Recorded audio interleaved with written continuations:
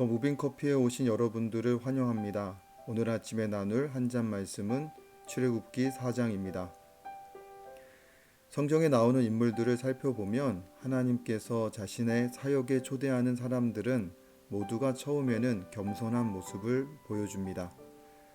그래서 하나님께서 사역을 명하시면 그들은 자신이 어떻게 그런 일을 할 수 있을지 의문을 가지며 자신이 그런 일을 할 수 없다고 사양하기도 합니다. 하지만 그런 경우 하나님께서는 내가 너와 함께 하시겠다라고 말씀하시면서 그들을 설득해 가십니다. 문제는 하나님께서 명하신 일을 한 그 이후입니다. 하나님의 명하신 사역을 완수한 이후에 놀라운 하나님의 능력을 보게 되고 또 그러한 일이 자신을 통해서 이루어졌다며 놀라운 감정 가운데 있을 때에 대부분 자신이 하나님의 사역의 도구였다는 사실을 또 잊어버리기도 하고 그래서 하나님의 자리에 자신을 투영하면서 영적으로 무너지기도 합니다. 대표적인 예로 사울 왕이 그렇습니다. 겸손한 청년 사울에게 하나님의 영이 임했을 때 암몬과의 전쟁을 승리로 이끌지만 이후 그는 영적 내리막길을 걸어가게 됩니다.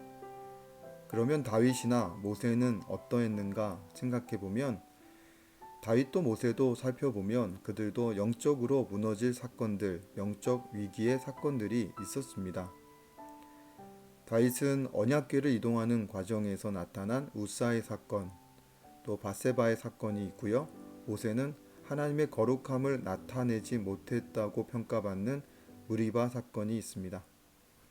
그렇습니다. 하나님의 사역을 감당했던 성경의 인물들 대부분이 영적으로 대단해 보이지만 그들에게도 영적 위기의 상황들이 없었던 것은 아닙니다.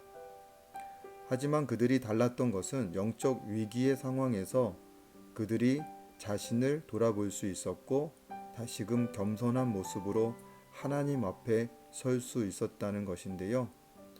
그러면 그들이 영적 위기의 시간을 이겨낼 수 있었던 이유를 찾아본다면 그들은 하나님과의 관계를 놓지 않기 위해서 늘 기도하며 하나님께 관심을 가졌다라는 것을 알 수 있습니다.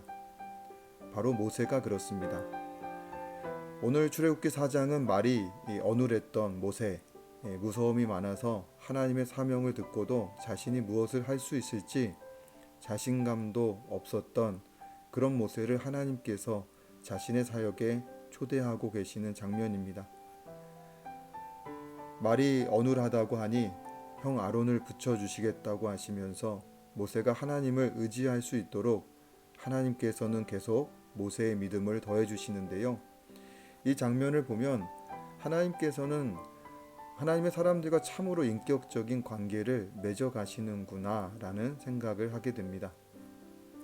저는 오늘 말씀을 보면서 주님께서 그 모세를 대하시듯이 우리가 하나님을 더 의지하며 살아갈 수 있도록 우리의 그 믿음을 더해 주시기 위해서 오늘도 하나님께서는 일하고 계시겠구나 라는 생각을 하게 됩니다.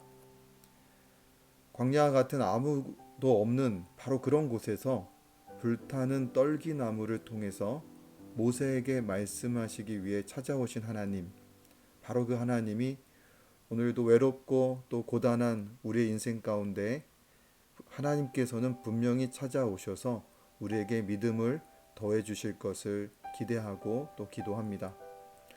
오늘도 여러분들 모두 어디에 계시든지 여러분을 찾아가실 그 주님을 바라보시면서 또 믿음으로 살아가는 또 하루가 되기를 기도합니다. 네, 오늘 한 잔 말씀은 여기까지 하도록 하고요. 저는 내일 또 한 잔 말씀에서 뵙겠습니다. 감사합니다.